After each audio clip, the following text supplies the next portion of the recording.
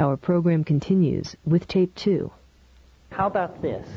Maybe there's something wrong with that metaphor, because notice it has to do with planes and transitions. It's an inherently dualist metaphor. How about if we say there is no inside and outside. There is no with or without. You just use what you've got. Whatever works should be used. I spent time in India and visited all these people and so forth and so on, and I just became convinced that unless you were predisposed to believe in this stuff, that it would never carry you where you wanted it to. And one thing about psychedelics, you don't have to be predisposed. It doesn't work for those who believe it works. It works for those who think it doesn't work. Then one last point, and then we'll go on. There's a story, maybe some of you know this story, of a man who lived by the side of a river, and he wanted to cross the river. So he practiced a siddhi of levitation so that he could walk across the water. And it took him 40 years to perfect this siddhi, and finally he could cross the river. And Buddha was preaching in the neighborhood, and the guy came to him and he said, Master, look what I've achieved. I can walk on the water to cross the river.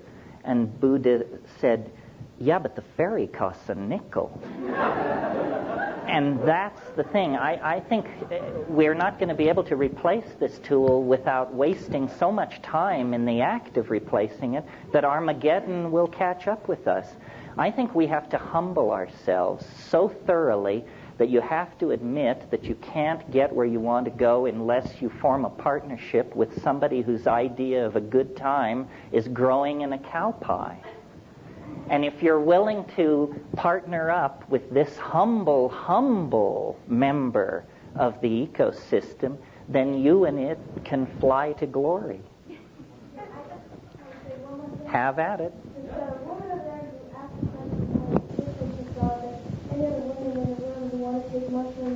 If you're pregnant, there's a chance that you could miscarry, and if that would be really hard. Yeah, I wouldn't recommend, especially in the late stages of pregnancy, doing anything that is going to wildly perturb you. And you know, LSD was discovered in the act of trying to produce better drugs to induce labor. So that's excellent advice. Honor the fetus. Yeah.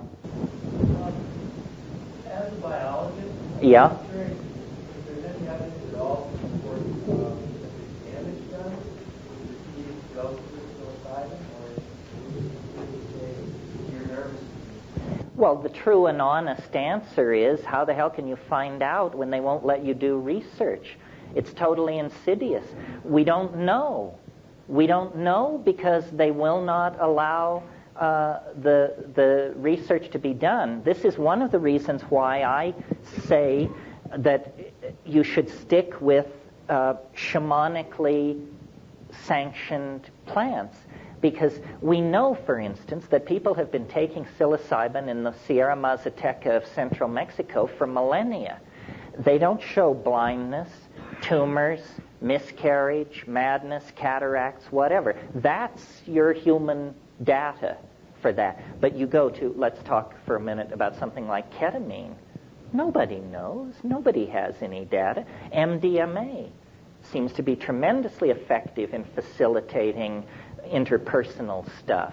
That's a psychological issue. Chemically, what kind of data do we have? 6 years worth of data gathered under duress. So to be safe, stick with the things that are sanctioned by human use. And then, in some more enlightened future, we will explore these synthetics and find out just what the parameters are. Yeah, finish up. With the natural systems, mushrooms or peyote, because it's a natural thing, repeated doses of that are not going to... No, I'm not saying that. I'm saying take things which have been sanctioned by human usage. I mean, how about a plant like Strychnos nox vomica? I mean, you're dead in a minute and a half. and it's a beautiful, wonderful plant. Why did it kill you? Well, because it's jammed with strychnine.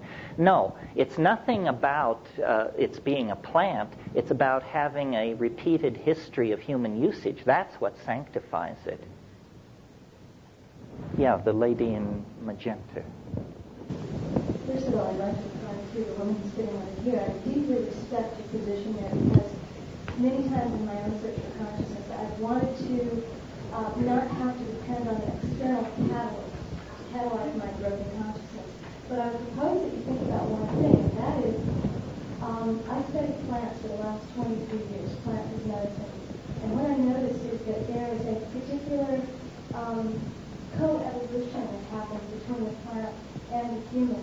And so what I started taking for granted at one point that the mushrooms were going to catalyze the same kind of consciousness that they always had. But not only do the biological climatic situations determine what is going to happen to that mushroom, how it's going to affect your body, but I think that all species are changing consciousness at the same time. So what the generations of mushrooms might have given me years ago when I was 18 years old, that whole species as a whole might be prepared to teach an entirely different, more evolved lesson at this point. And so I'm just trying to catch up a little. That's really an interesting point. I mean, it never occurred to me, but somebody brought it up to me.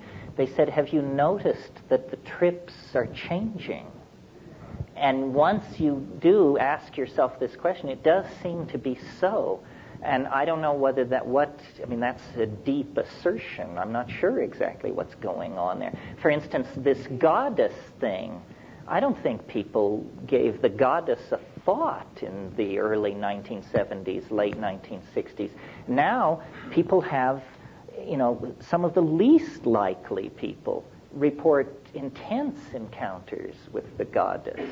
So is it amplifying the general mindset of the society, and so there's more goddess stuff there? Or I don't really know. It's a very interesting question. There are more questions than answers. I mean, this is definitely wide open stuff. Yeah. You discussed our descent into hell, which certainly makes sense. Is a believable description.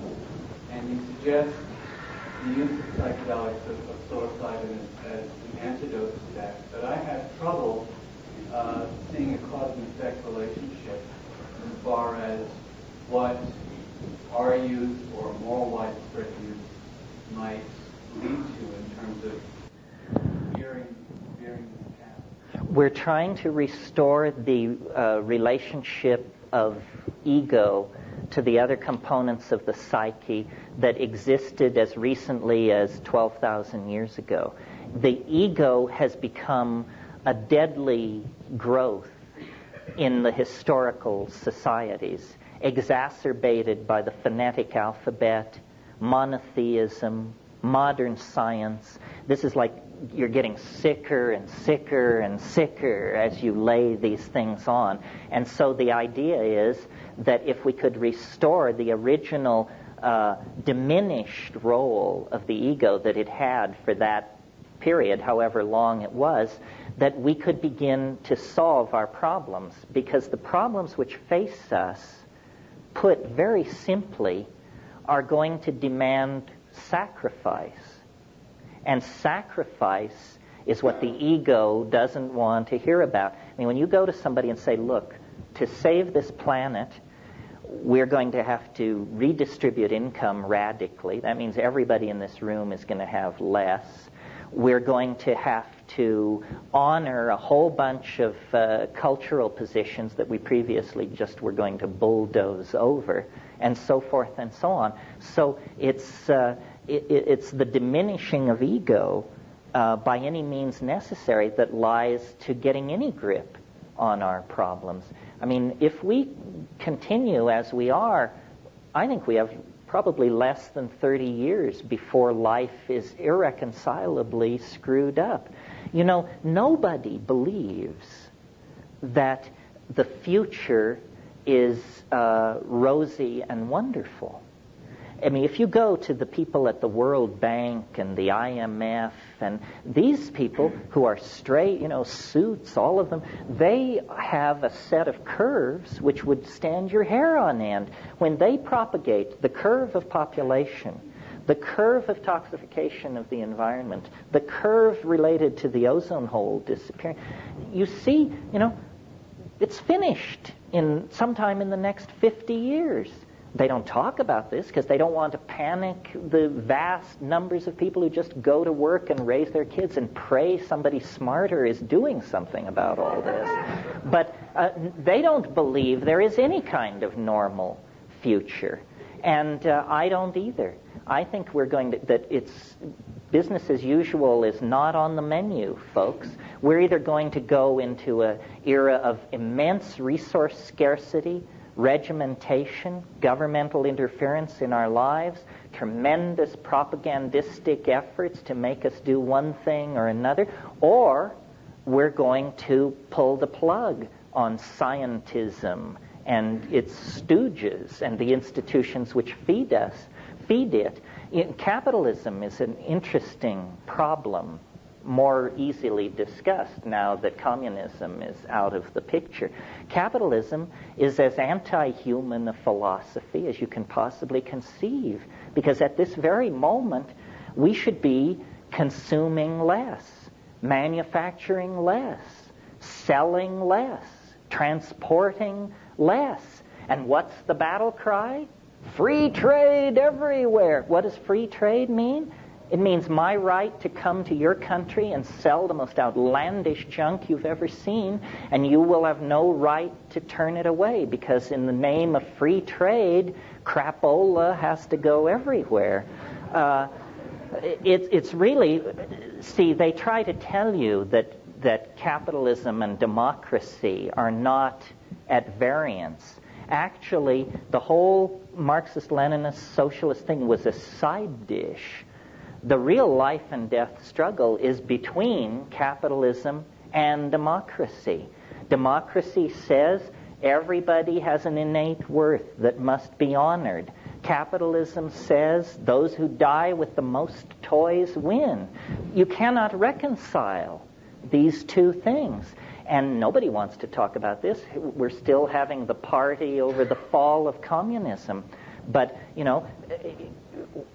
you go to the Soviet Union or the former areas of the Soviet Union and you see that what it was a deep freeze for traditional culture. In Kyrgyzia and Turkmenistan, people are basically camel husbandry is what's going on.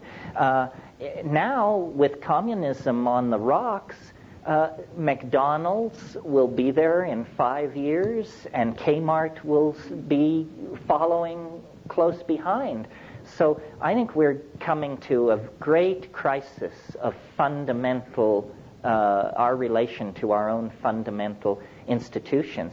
I'm not anti-capitalist. I think capitalism needs to sever its connection to materialism. This is, again, why virtual reality is interesting. You sell things made of light, not made of beryllium, metal, brass, steel, and wood, but light. We've got all the light we need, but we have to stop making things out of stuff, or we're not going to be around to tell the tale. That in order to get anywhere, we have to have a major shift of values.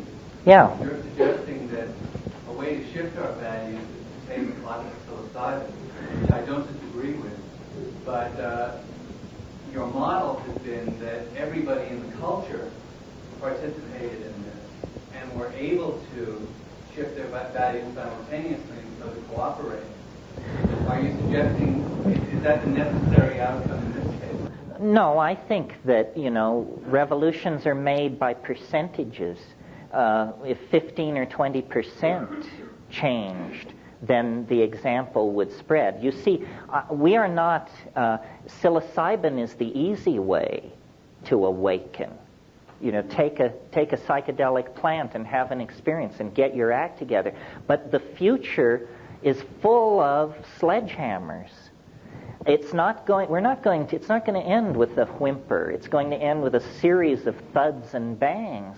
It could begin almost any time. I mean, we could get a hot, muggy day in Mexico City this summer, and 1 million people would die.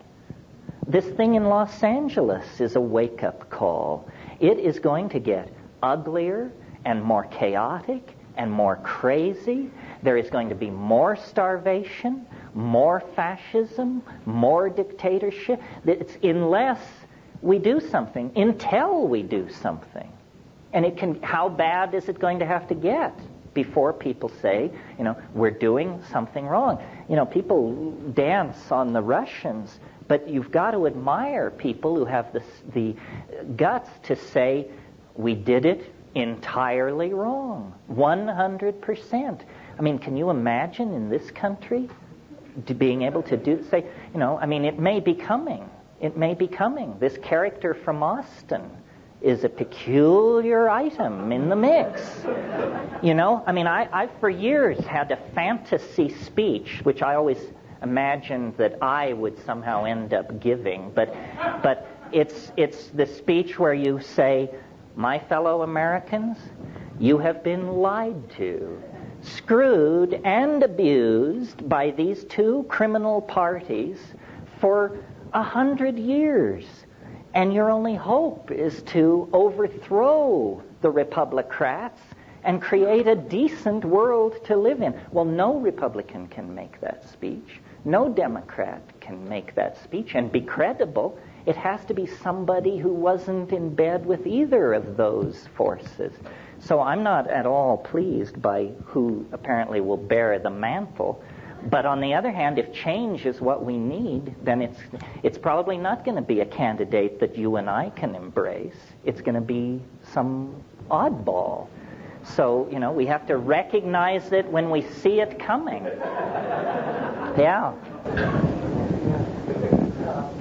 couple of things. First of all, it seems to me, in an attempt to place the spatial or temporal context which implicit experience, you have to realize what the assumptions are that go into that. We don't even know what this is. No, we don't know what it is. Try to place it into a temporal spatial mode. And it seems to me that it serves us better to leave the question open and have the experience and let the experience tell us what it's about and where we need to go. Yeah, the great thing about it is it can talk.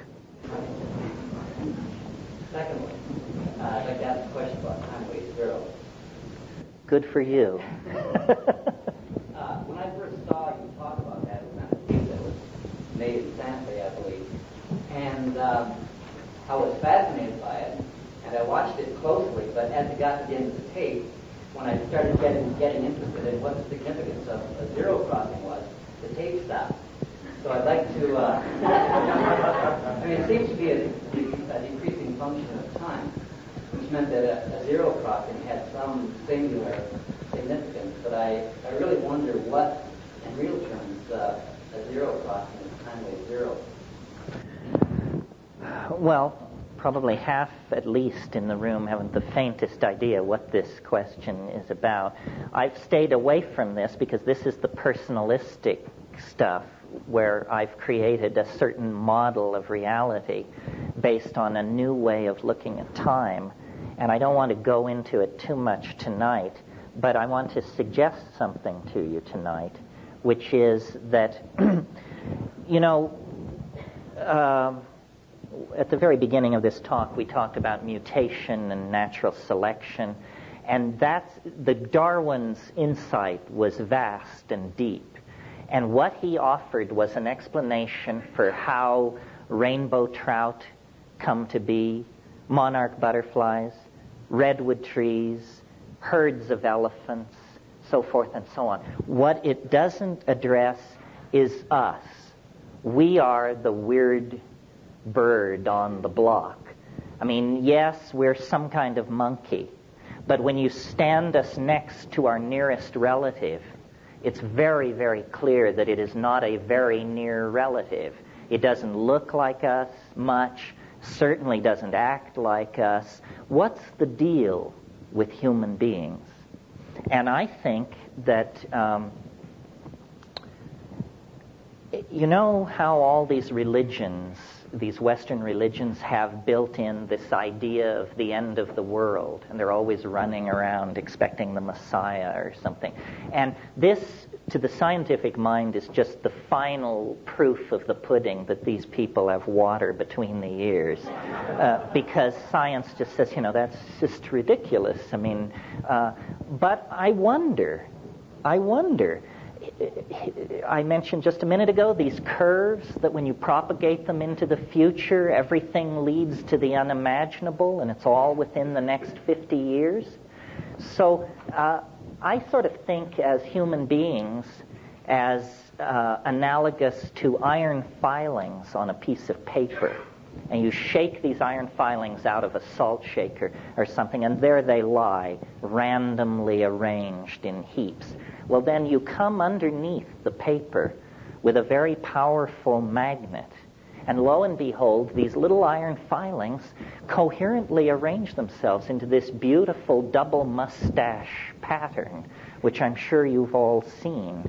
Well, I think that there is an enormous punchline to the historical process that very, very few people suspect, and that what history is, it's what happens to an animal who falls under the influence of a kind of strange attractor, and that we are being pulled into a well of transformative intentionality. History is not pushed by the casuistry of war, migration, imperial dynastic families and stuff like that. History is pulled toward an unimaginable something which is continuously trying to mirror itself in us. This is why these Egyptians said, you know, I don't know what it is, but I just think we should really build a big, simple building. They say, I don't know why, but I'm going to enslave 50,000 people and do it, and don't ask me why. And this is the same force that reared Chartres Cathedral. This is the same force that created the space shuttle. We are in a relationship to an unseen something which we keep trying to image with our mythologies, our religions, our technologies, our epiphanies. And I think that it's not so far away, that it isn't 10,000 years in the future. It is sometime in the next 50 years, and that this is what history was for. You see, history is an incredibly peculiar and brief phenomenon. I mean, viewed from the point of view of biology, it's less time than it takes for a new species to emerge. I mean, let's call history 25,000 years. You know, in frame 1, you're chipping flint. In frame 2, you're hurling an instrument toward Alpha Centauri. Like that, this happened. Well, what's happening? It's that mind itself is being pulled out of this creature, and it's being given hands and languages and symbolic systems in order to image the unspeakable. The unspeakable, I call it the transcendental object at the end of time. It casts, and it's in another dimension. It's in a kind of super space. And what it casts into history is the enormous shadow of its immanence. This is what straight people call God. This is what all these visionaries are raving about. It's that when you sink beneath the surface of ordinary causality and mundane ho-humism, what you discover is this enormous transcendental object, which you could call it, you know, the Sacred Heart of Jesus, or the flying saucer, or the Philosopher's Stone. It's all of those things, and much, much more. It's not only stranger than you suppose, it's stranger than you can suppose. And it has called us out of animal organization. Over a 25,000-year period, we hang in the balance, and then we meet it. And we're going to meet it. That's the light at the end of that birth canal of transcendence that I referred to. And now I see that our song is sung, our time is done. Thank you very, very much for turning in.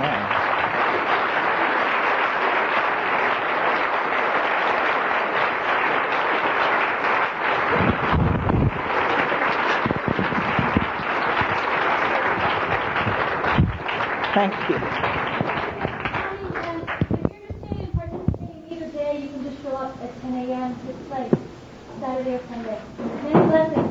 Yeah, we'll dig into this deep.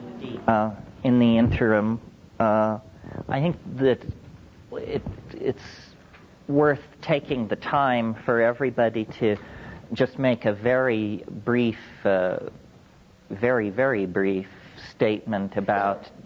You don't have to say who you are if you don't want to, but you can say what you're hoping for or why you're here or what your agenda is, just so that if it turns out we're 80% shrinks or, 80% ceramicists or something, then we turn it that way. And those of you who are undercover, please stay undercover so you don't alarm anybody.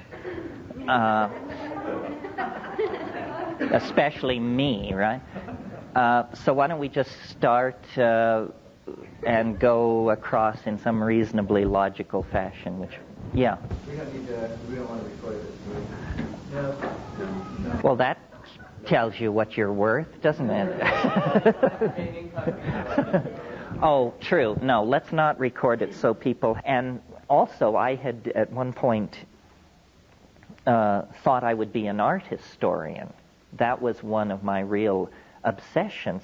So I had enough art history to be trained in, recognizing the evolution of motifs, how one artist passes on techniques and conceits to his students or his imitators, and all this art historical stuff. And I also had been very interested in Jung.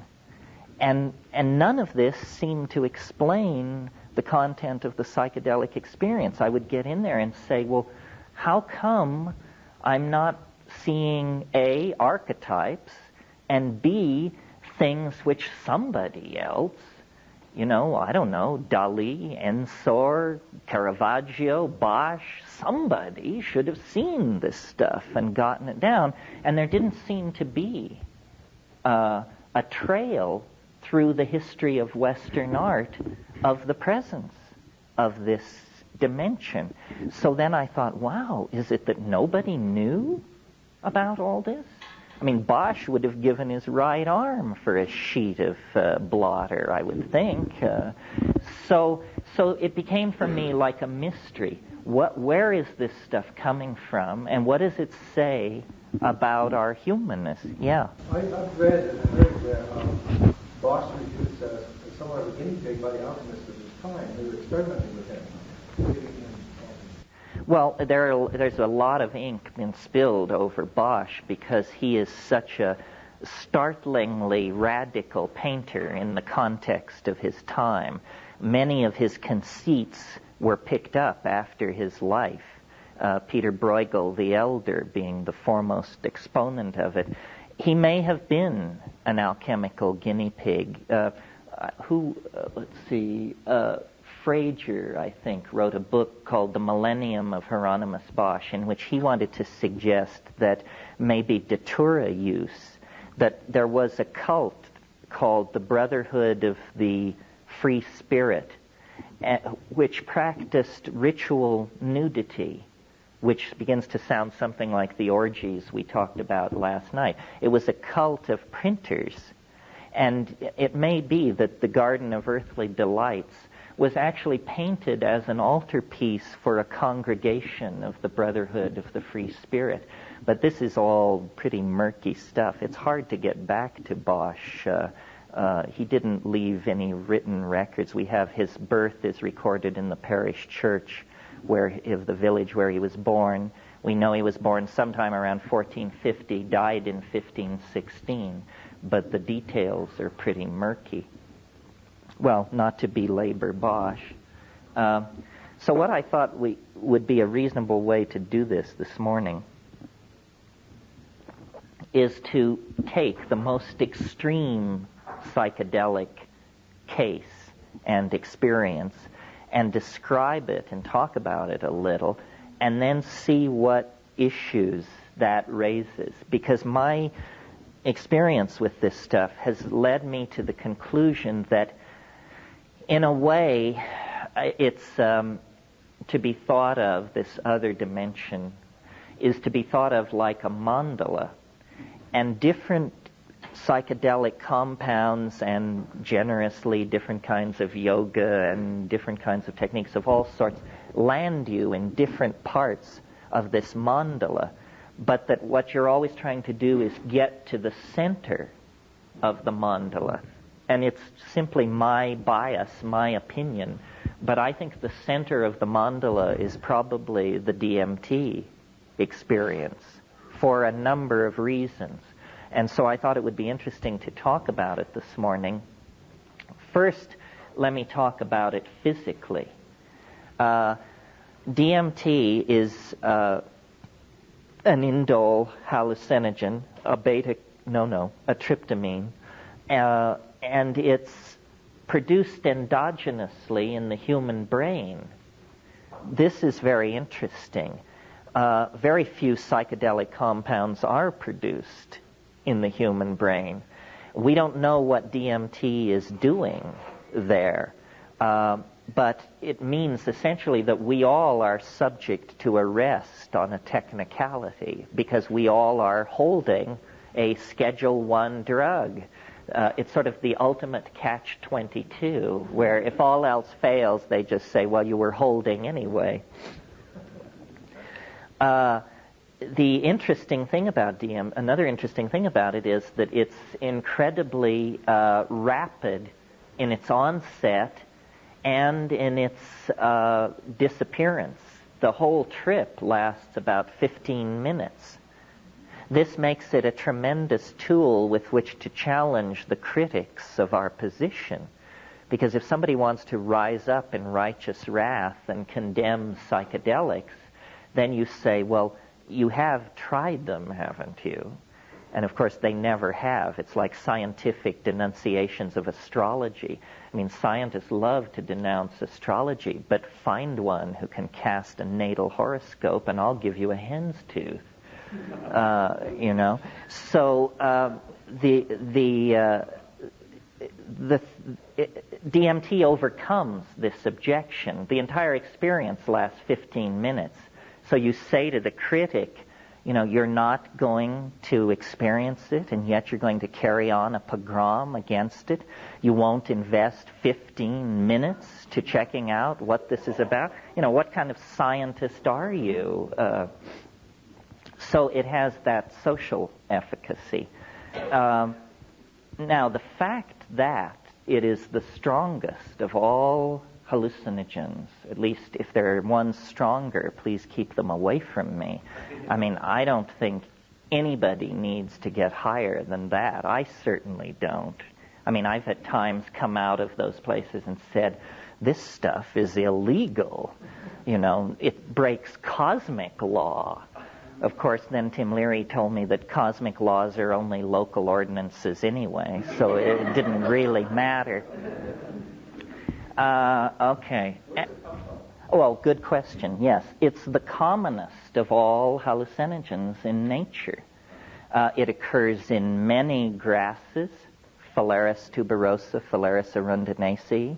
It occurs in a number of leguminous plants, probably the most spectacular being Anodonanthera peregrina, this huge tropical locust-like tree from which the snuff called Neopa or Ipina is made. That's a tough way to get your DMT, let me tell you, because there's so much cellulose and other crap and corruption in the mix that you have to do like a tablespoon up each nostril. And the technique is you get a bamboo tube or a hollow tube about this long, and you pour in this tablespoon of this stuff, and then you squat down on your haunches and you get a friend and you put the tube up your nostril, and then the friend blows with the full force of his breath, blows this stuff into your head. Well, you fall. It's like being hit in the face with a 2x4. I mean, it's like you think he kicked you, and you fall over backwards. You scream. You salivate. You get back up on your haunches, and by this time he has refilled the tube for the other nostril. So, and then after,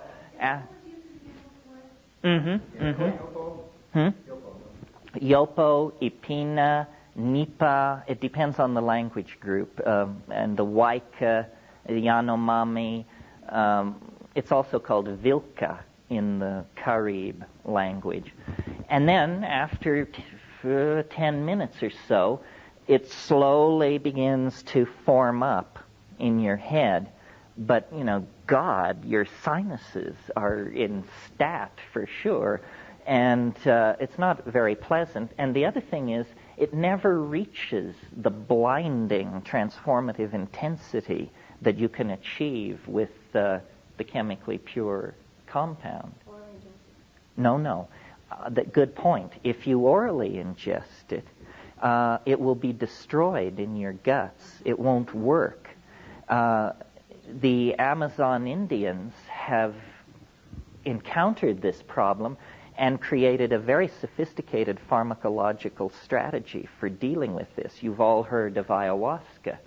Ayahuasca is DMT from one plant combined with another plant which contains a chemical which is called an MAO inhibitor. MAO is monoamine oxidase. And your gut is full of MAO. And its job is to take monoamines, small molecules, and oxidize them into a harmless byproduct, usually indole acetic acid, which can be shunted to the bladder.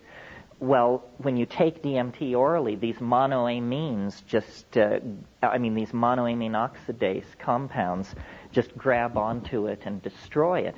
But if you take an MAO inhibitor with it, and harmine, which occurs in Banisteriopsis caapi, is an MAO inhibitor, then, lo and behold, it isn't destroyed in your gut. Instead, it passes into the bloodstream. It passes through the blood-brain barrier, which is a very tight chemical filter that keeps the brain from being exposed to toxic materials.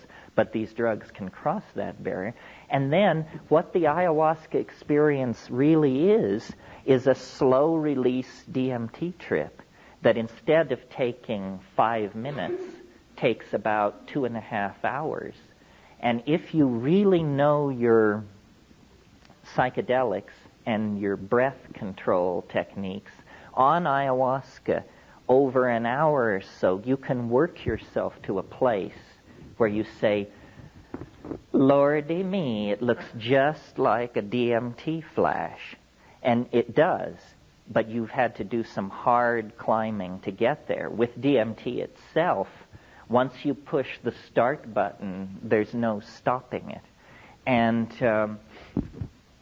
I think it's worth describing it. How many people have had this experience? Well, so they can somewhat anchor it. It's very subjective, obviously. But I will describe what happens to me, and then we can work out from there. One point that I want to make about these things is that the great strength of the psychedelic possibility is it's democratic. It isn't that people of great spiritual advancement attain these states, or people who have studied under some lineage. It's truly available to everyone. And when I had my DMT experiences, I realized, either I am incredibly special, which there's no other evidence to support that, or this is something which can happen to anyone. And that's the more interesting possibility. After all, if it can only happen to very, very special people, then that lets most people out. But if it's generally available, then it's big, big news about the human condition. Yeah. How the Indians found these complicated ways to use these substances remains a mystery. But how did they find it in the human brain? How did they find DMT in the human brain? Interesting question. You mean how did they prove it across the blood-brain barrier? No, I think he means how did they find that it was endogenously produced? Well, I think they were studying, the group that did this was at the University of Louisiana, Christian and his group, and they were studying fast reactions in the brain. And for fast reactions, you have to look at chemicals that can go through some kind of cycle of structural change and return to their 0 point very, very quickly. Their original thought was that DMT mediated attention. I mean, I'm talking to you right now. Suppose there were a loud noise over here. We would all immediately project our mind onto the source of the sound. They thought that that was a neurological function mediated by DMT. Could be, I'm not sure. I suspect it has more to do with the chemistry of dreaming. Once they discovered DMT and began to track it, they discovered that there was a circadian rhythm, means a daily rhythm in its production in the human organism, and that it reaches its greatest concentration in the brain around 3:30 a.m. in most people. Well, this is when the deep dreaming and the high REM states are really chugging. And I suspect, lucid dreamers may want to argue with this, but I suspect that every night we go deeper places than we can ever speak of. That ordinary dreams are right on the surface of consciousness. Big lucid dreams are an inch deeper, but I think we go 100 feet down every night into places where you cannot say anything about it. Yeah. I wanted to ask you about availability of DMT and for people who can't get yahe, and I heard you talk about the excretion. Let's make that perspiration. Well, it's practicality for people who live in the States and can't go to the Amazon. It's hard as hell to find DMT. And this is a puzzle, because if you look it up in a standard work on organic chemistry, it presents it as a trivial synthesis, much more simple than LSD, which it always presents as quite a difficult synthesis. But when you actually talk to workbench chemists, it's tricky to make DMT. It's especially tricky to carry out the final crystallization.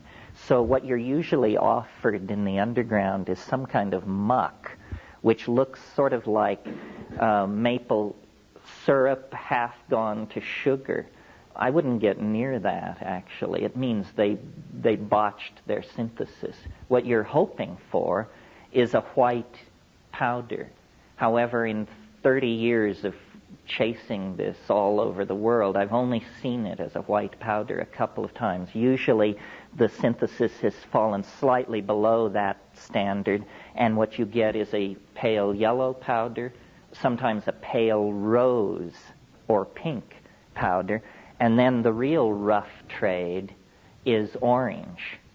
And this is what if you've seen it, this is probably what you've seen. It looks like orange mothballs, and it has the smell of indole, this very sharp smell, which if you're not a chemist and you've never smelled indole, when you reach in your mind for what is this like, you'll say, well, it's sort of like mothballs. Not quite, but it has that same sharp chemical, and this is what you're going to smoke, see. So a lot of people beef about that and say, well, it's like smoking burning plastic. Más o menos, but it is a little bit like that. The other objection to DMT that has been around since the 60s is people say it destroys brain cells. There's no evidence for or against this, but I would submit to you, especially the people who are neurophysiologists can argue with this if they disagree, but I think an excellent index for the low toxicity of a drug is how fast it clears your system. And DMT clears your system in about 15 minutes. If you take some compound, drug, or whatever, and 48 hours later you're still taking hot baths and, wishing you could have a massage and sitting staring at the wall, then this drug is really sticking to your ribs. It means that your metabolic pathways have no way of dealing with it. They can't grab it here, they can't grab it there, and it takes a long time to leave your system. An example of this in the pseudo-psychedelic domain would be ketamine. Ketamine, the experience lasts about 45 minutes, but 48 hours later you can feel your knees suddenly go rubbery, or you can have what are technically called fugue states, strange states of disconnectedness from what's going on around you. This is not a very good advertisement for a drug. Here, this woman, and then you. I was just curious with the ayahuasca, how much you would take a day to have the same sort of experience? Well, less, because if you smoke DMT, the dose is approximately 50 milligrams, which is like the size of a kitchen match head.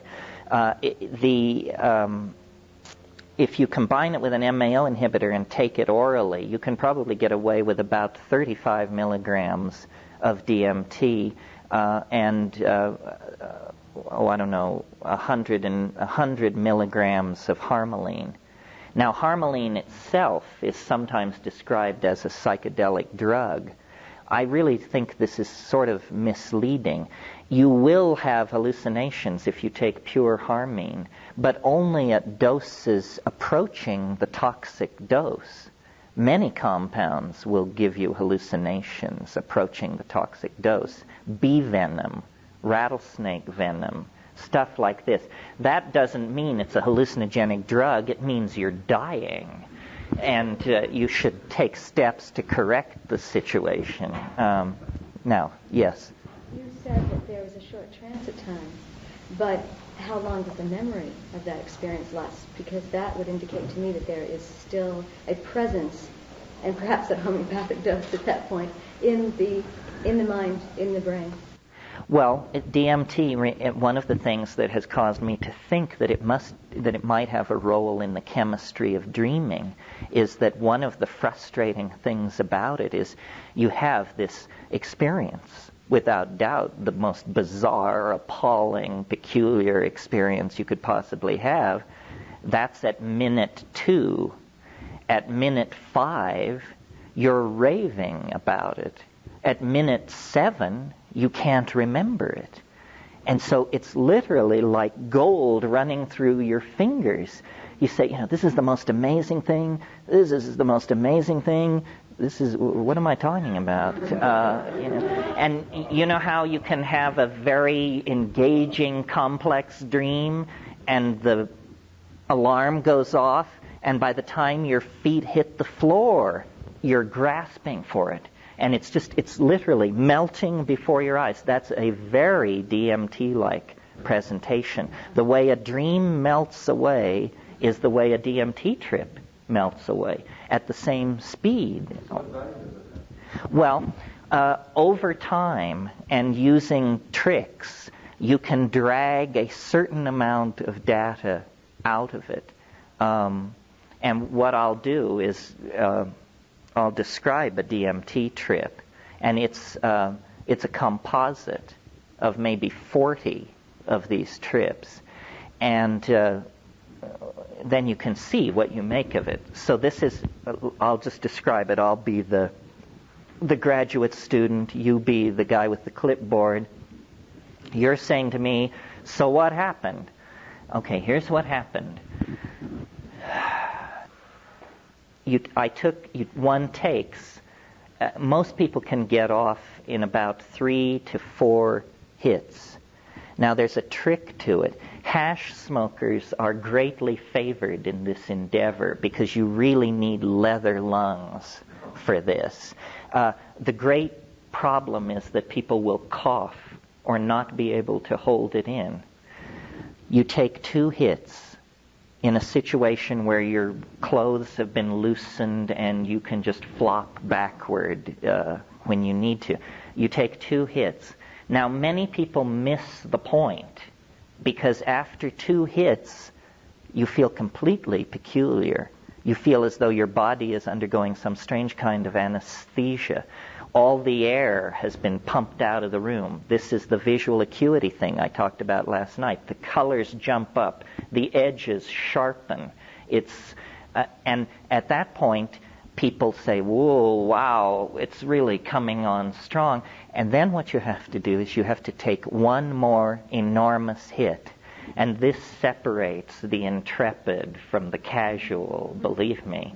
Because most people, and the facilitator doesn't want to lean on the person. You say, damn it, take the 3rd hit. And saying, no, I feel completely weird. Say, I know you feel weird, but take the 3rd hit.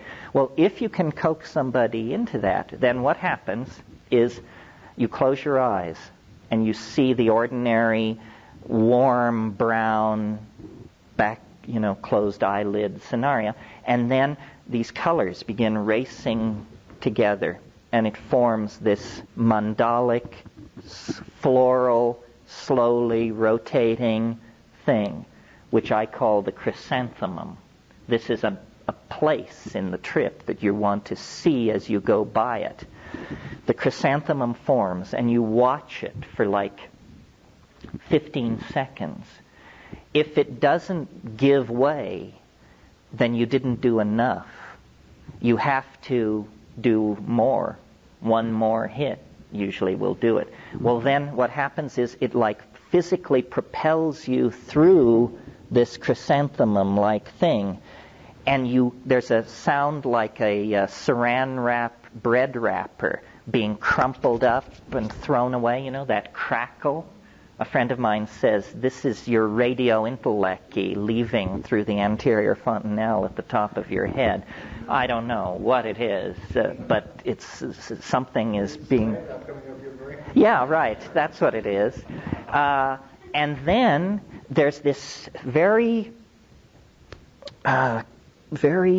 defined sense of bursting through something, a membrane. And on the other side, and this is now, remember, my experience, on the other side, as you break through, there's a cheer.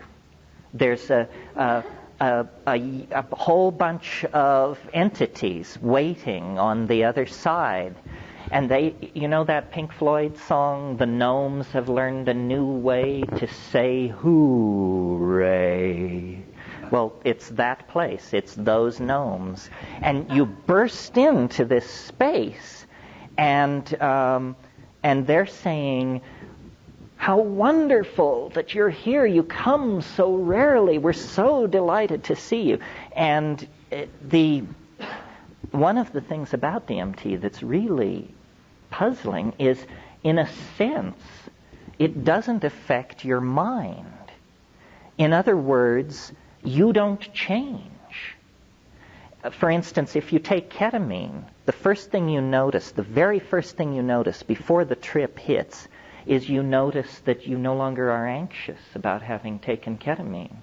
You just sort of, anxiety leaves you. That means it's affecting your mind. It's doing something to the judgmental machinery. DMT doesn't lay a hand on the judgmental machinery. You break through into that space exactly who you were before breaking through. And the usual reaction of most people is something like, and you think, God, heartbeat, normal. Pulse, normal. Everything's normal. Yeah, everything's normal. Oh, God. Because these things are there, and they're hammering at you, and they come forward. They're like jeweled, self-dribbling basketballs. And there are many of them, and they come pounding toward you, and they will stop in front of you and vibrate, but then they do a very disconcerting thing, which is they jump into your body. They jump into your body, and then they jump back out again. And the whole thing is going on in this very high-speed mode where you're being presented with thousands of details per second, and you can't get a hold on, you say, my God, what's happening? And these things are saying, don't abandon yourself to amazement, which is exactly what you want to do. You just want to go nuts with how crazy this is. They say, don't do that. Don't do that. Pay attention. Pay attention to what we're doing. Well, what are they doing? Well, what they're doing is they're making objects with their voices. They're singing structures into existence. These things are, and what they will do is they'll come toward you, and you have to understand, they don't have arms, so we're kind of downloading this into a lower dimension to even describe it. But what they do is they offer things to you. Say, look at this, look at this. And as your attention goes toward these objects, you realize that what you're being shown is impossible. It's impossible. It's not simply intricate, beautiful, and hard to manufacture. It's impossible to make these things. The nearest analogy would be to the Fabergé eggs or something like that. But these things are like the toys that are scattered around the nursery inside a UFO or something. Celestial toys. And the toys themselves appear to be somehow alive. The toys themselves can sing other objects into existence. So what's happening is there's just this proliferation of elf gifts. And the elf gifts are moving around singing, and the whole thing is directed toward, they're saying, do what we are doing. And they're very insistent. They say, do it, do it, do it. And you feel like a bubble. And now this is subjective. I mean, only 5% report this, but it happens to me. You feel like some kind of bubble inside your body that's beginning to move up toward your mouth. And when it comes out, it isn't sound, it's vision. You discover that you can pump stuff out of your mouth by singing, and they're urging you to do this. They say, that's it, keep doing it. And the whole thing is like, we're now at minute 4.5 with this stuff. And you speak in a kind of glossolalia. There's a spontaneous outpouring of syntax unaccompanied by what is normally called meaning. It's sort of, he ding wow wak saptivi muldektipi tinget wahaksiki pipinem wahavedektam bohagagetek. And this is accompanied by a modality, something seen. And they're saying, yes, do it, do it, do it. And then after a minute or so of this, the whole thing begins to collapse in on itself. And they literally begin to physically move away from you. And usually their final shot is they actually wave goodbye and they say, déjà vu, déjà vu, which makes no sense at all if you analyze it. So then you come down. And you're now at minute 6 to 7. And you come down, and it's like being more loaded than you've ever been. It's like about a 700 mic acid trip. But you embrace it as totally down. You say, I'm totally down. I mean, you look like a termite from Arcturus, and the room is decorated in Amish quilts, but I'm completely back. And then, over a minute or a minute and a half or so, the room just comes right back together. And 4 minutes after that, some people can give no account of it whatsoever. They just say, I don't know. It was the weirdest thing that ever happened to me, and I can't remember it now. And so that's the basic run-through. Now, a lot of stuff is going on in there. First of all, what are these things? And why do they want you to do this strange activity? And what's so great about it? Well, well, first of all, who are these things? We can, be good scientists and make a list of the possibilities and then see which seems more likely. They could be a disincarnate race of hyperdimensional dwellers who live in some kind of parallel continuum just over some kind of energy barrier, and they're there all the time. You do have the feeling that they're there all the time, that it's ongoing, that you have just cut into their scene. So that's one possibility.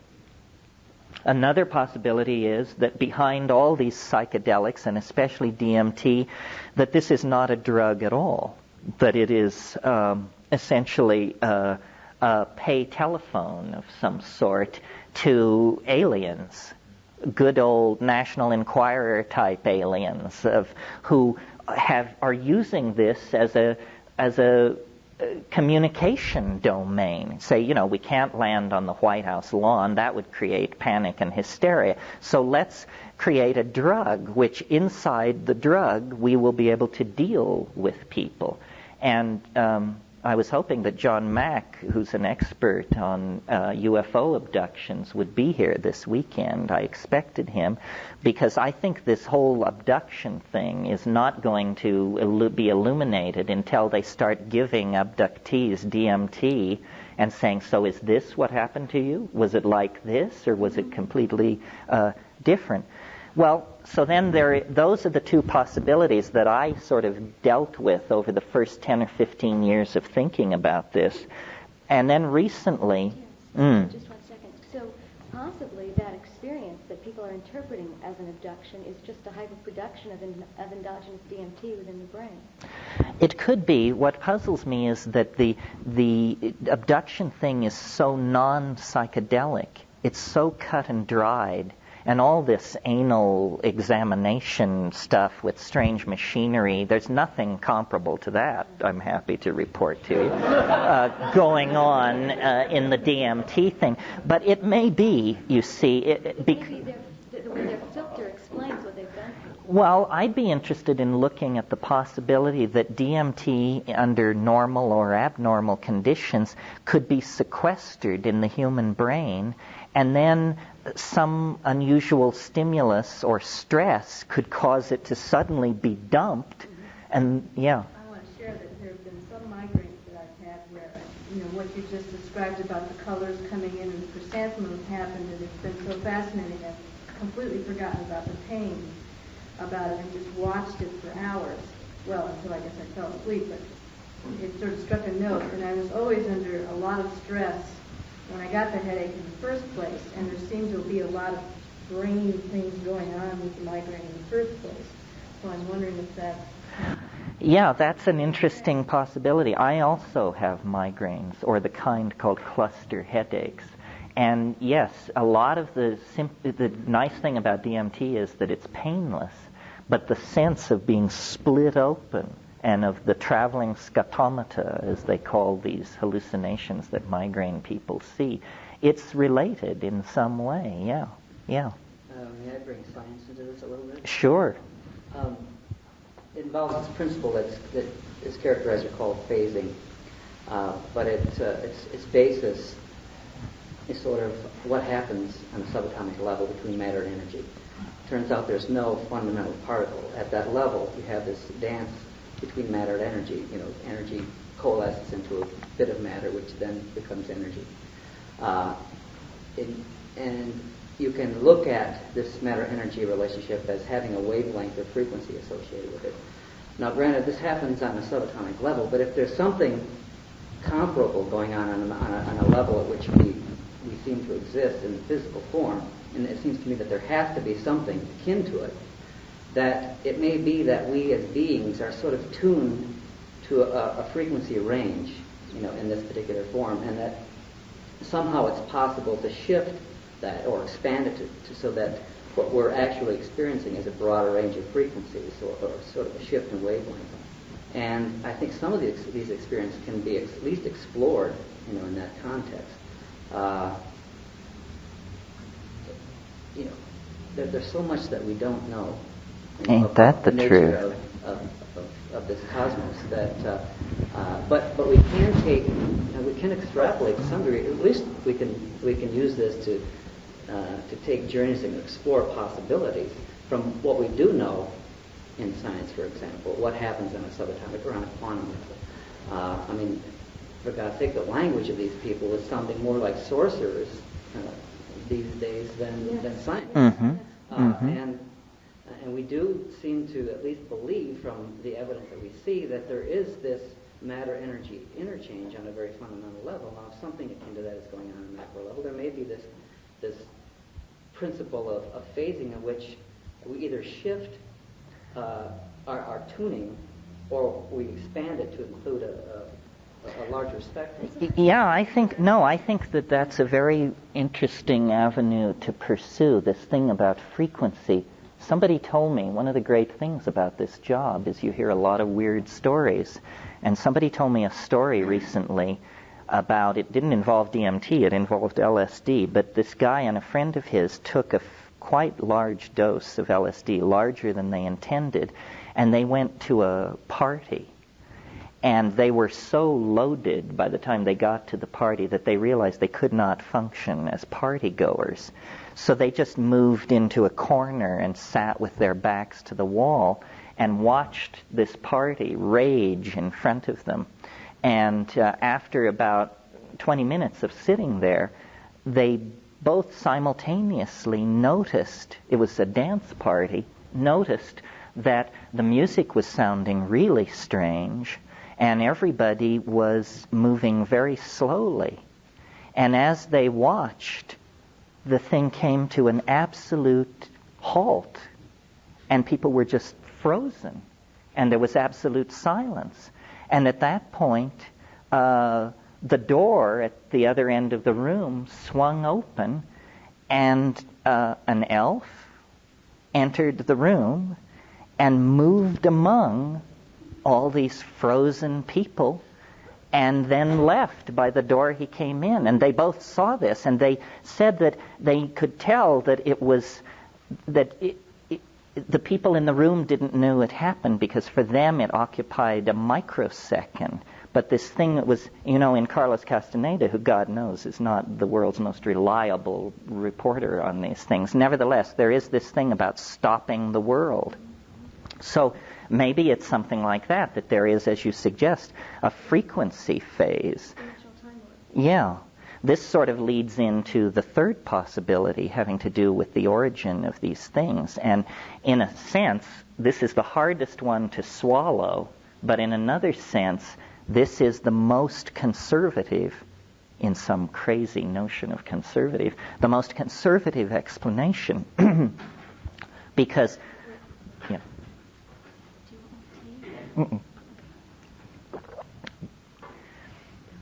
Because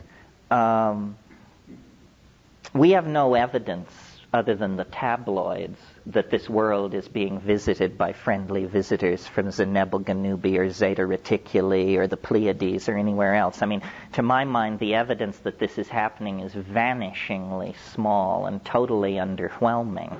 The other possibility that there's some kind of parallel dimension in which these things exist is also somewhat poorly supported. If we're talking about something which thinks, something which can communicate, something which is intelligent, then we should look to ourselves as the source of it, because we are the only intelligent communicating things we know within a certain narrow definition of these things. So that it's occurred to me with greater and greater force, and largely prompted by giving DMT occasionally to Tibetans and Amazonian shamans. And when you say to them, to the shamans in the Amazon, when you say to them, what is happening with this stuff, and what are those little things in there? They say, oh, well, those are ancestor spirits. Didn't you know? Haven't you heard? Shamanism is about doing healing through the intercession of ancestor spirits. Say, ancestor spirits, let's get this straight. Dead people is what you're talking about, right? These are dead people. And, maybe because I was raised Catholic, I resisted this like grim death. But I'm beginning to think that what you actually break into in that place is something that we might call an ecology of souls. That is it possible to entertain the notion that at death you actually don't just become worm food, but that something survives in some other dimension, and that it has this bizarre character to it, and that this explains their peculiar affection for humanity and their involvement somehow in our fate. Well, this is, to me, fairly mind-bending as a possibility. If what is awaiting us at the end of the 20th century is the erasure of the boundary between the living and the dead, then we've all been too conservative in our projections of what is going on. Yeah. Isn't that one of the aspects of the returning of the Messiah, that the dead will arise? Yes, that there will be some kind of erasure of the boundary between the two. Well, once I had this idea, I mentioned my Jungian and art historical proclivities, and so that means you always look back through tradition and folklore to try and find something analogous to this. Well, there ain't much, but there is one area that seems suggestive to me, and that is, as you all know, the Irish are a fairy-haunted race. They're also an intoxication-obsessed race, at least in stereotype. Well, it turns out that you probably all are familiar with the notion of purgatory. Purgatory is the place where you have to spend a lot of time before you get to heaven if you're not bad enough to go to hell. So you put in a few kiliochasms of eternity in purgatory, and then you get let into heaven. Well, I had always assumed that this dogma, I don't know, I hadn't really thought about it. I just sort of assumed it arose with early Christianity. But when I began looking into this, I discovered that the idea of purgatory was invented by St. Patrick. And it was invented specifically to convert the pagan Irish, because the pagan Irish believed in the land of Fae. They believed there was this nearby dimension full of the souls of the dead surrounding us all the time, and that certain people with the gift of second sight could see this. So Patrick just said to them, no, that isn't it. It's purgatory, and was able to push that on them so successfully that a later church council adopted it as general dogma for the church to use in converting the pagan Slavs as well. So it's an idea of a nearby dimension inhabited by disincarnate souls that is apparently very old, but very alien to our tradition, yeah. There is another notion that comes from quantum physics, and it's going to be a gross oversimplification, but it's kind of related, and it has to do with the quantum wave function, which is really kind of a dual wave. It has two parts to it. One part, and they both have a temporal or time-related aspect to them. One part, which is called the ordinary part of the wave, can be seen as a wave propagating forward in time. And the other half of the wave, which is called the complex conjugate, can be seen as propagating backward in time from some future state, some past state, some future state, emitting waves which at some point interact and produce what is perceived or experienced as the present state, which is really a dynamic process in itself. There is no absolute present, because as soon as you get out of your mouth, it's past. But the interesting thing is that what that implies is that what we experience in the present, whatever they may be, is somehow related to some future state and some past state. But it also means that neither future or past are fixed, and that we could sort of align ourselves with different tracks or vectors, Mm-hmm. And a slightly different vector, slightly askew, may produce something totally different than what our ordinary perception is feeding. Well, yeah, this could be. I mean, I've always felt that what biology is some weird kind of chemical strategy for amplifying quantum mechanical indeterminacy. That, macrophysical objects are not subject to quantum mechanical indeterminacy, but organisms apparently are, especially thinking organisms. We don't know. That's our perception. Our perception is that objects on a macro scale, large scale, are not subject to quantum fluctuations. But that's only because of this probability wave in some sense, in that there's a most probable state. And if we happen to exist in that our perception is that it's more fixed, that there is no indeterminacy, it obeys certain laws that are rather linear in nature. But we really don't know. What you're sort of saying is that natural laws only apply some of the time, which gives them a curious status as laws in that case. Well, that's sort of broadening the notion of relativity. What happens in a black hole, for example? What is a singularity? It simply means that the laws that normally apply in everyday experience no longer are relevant. Well, one of the problems cosmology is meeting is that there are so many large black holes in the universe that you come up with, 10 high 6 singularities. That's a few more singularities than a good theory would tolerate, I would think. I mean, what kind of theory is it that hands you back 10 to the 9th singularities, which are exceptions to the theory? That's true, but a lot of that's based on assumptions that are stretches. Ain't that the truth? Again, it gets back to the psychedelic experience.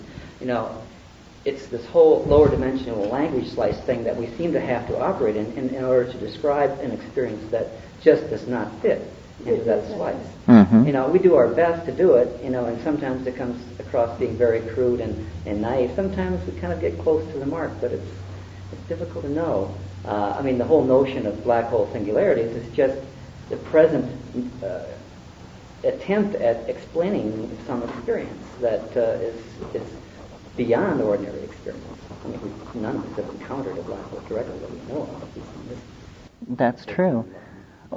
It seems to me one of the embarrassments of science is that the Big Bang begins with a singularity.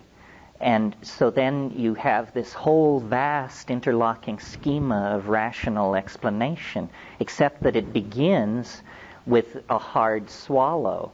You're asked to believe that the entire cosmos of space and time sprang from a point no larger than a cross-section of a gnat's eyelash.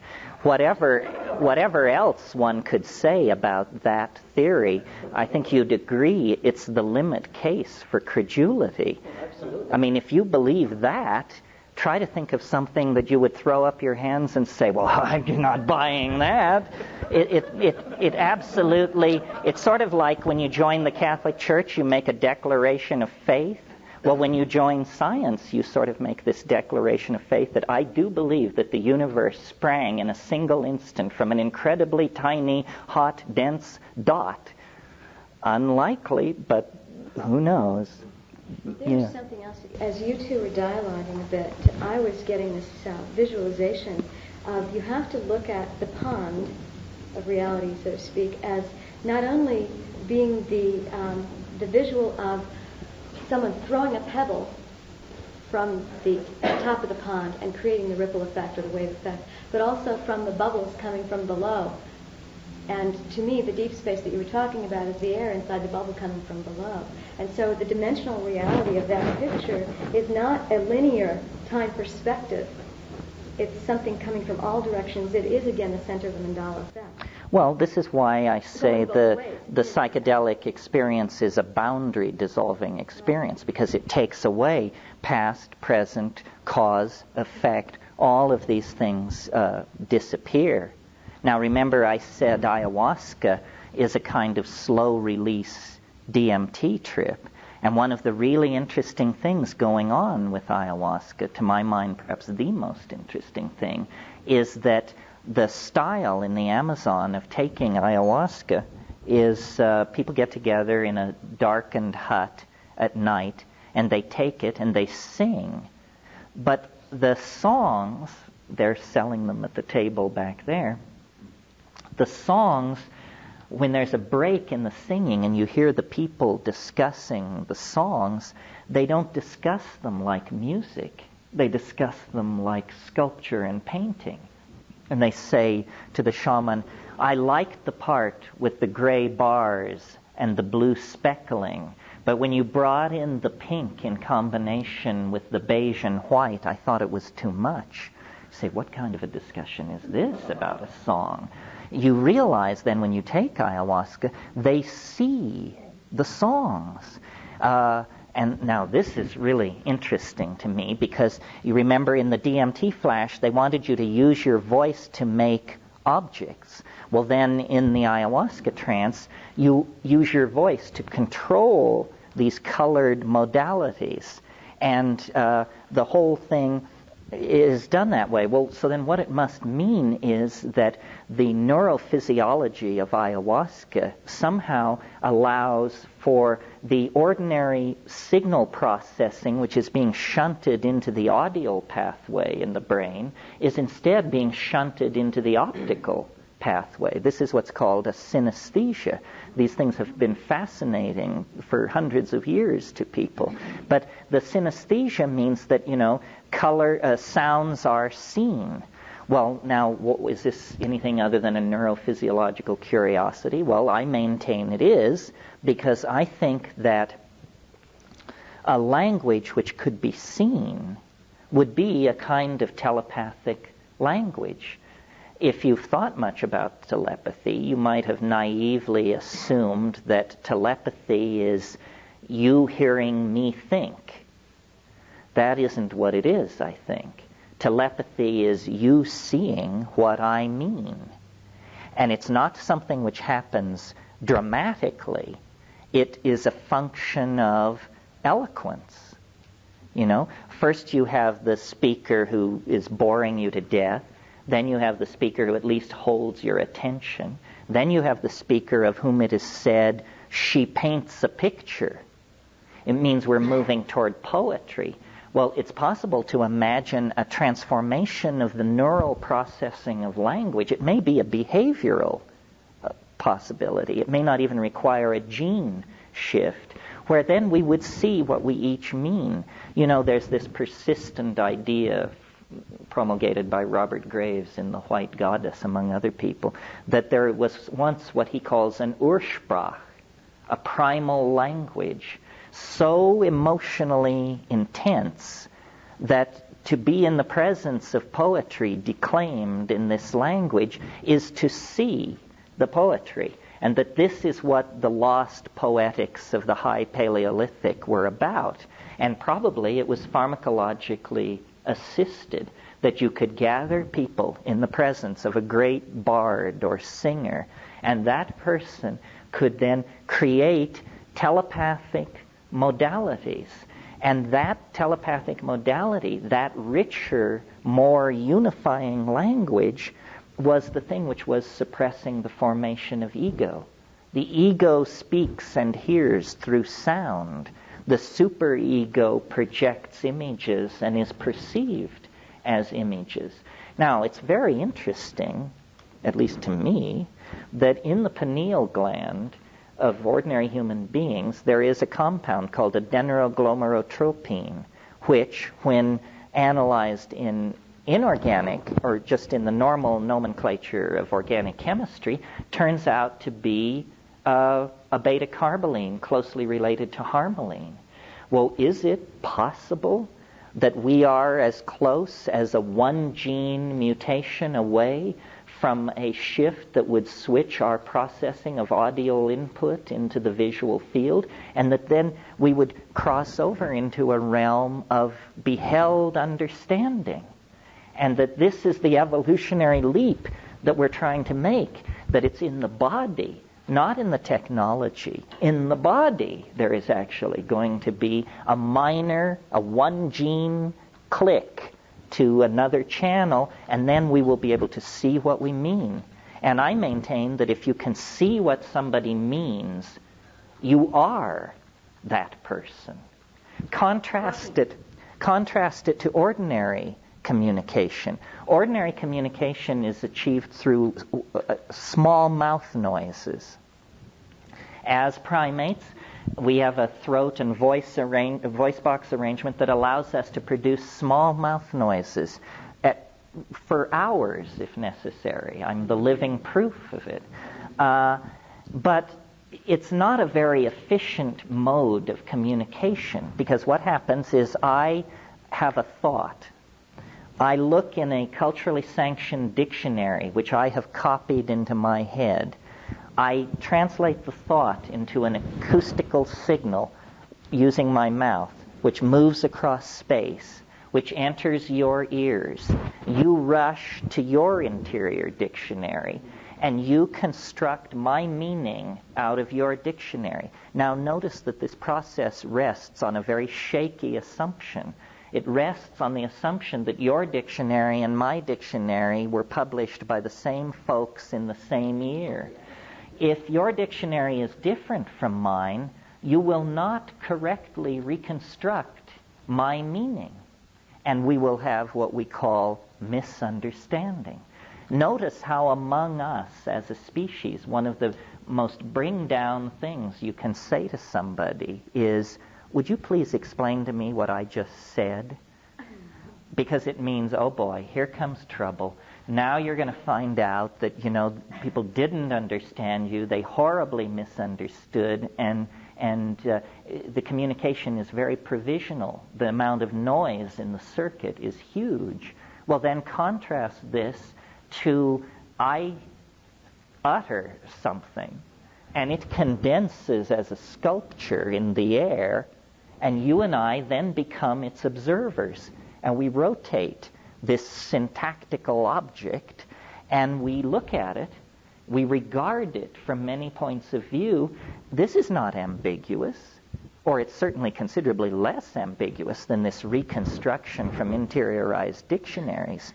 So perhaps what all this is about is evolutionary pressure on our languages to become visual, and therefore to become more unified and less riddled with noise, which creates misunderstanding, which creates horrible social realities. Yeah. I'm just in the middle of reading a book called Holographic Universe. Oh, Michael Talbot's book. Uh-huh. He was talking about visual experiences being about 50% based on meaning and addition internally to what's coming through visually. So it sounds like we still have a transmission problem, translation issues there. Yes, although what you could do with a visible language would be very challenging. I mean, we could do many things with it. It's not it's not a completely outlandish idea. In nature, it occurs. There's a wonderful phenomenon in nature which is worth talking about to sort of legitimate such a far-out notion, which is, as you all probably know, octopi can change color. This is one of those things you learn on those science specials on TV. This concludes Tape 2. Our program continues with Tape 3.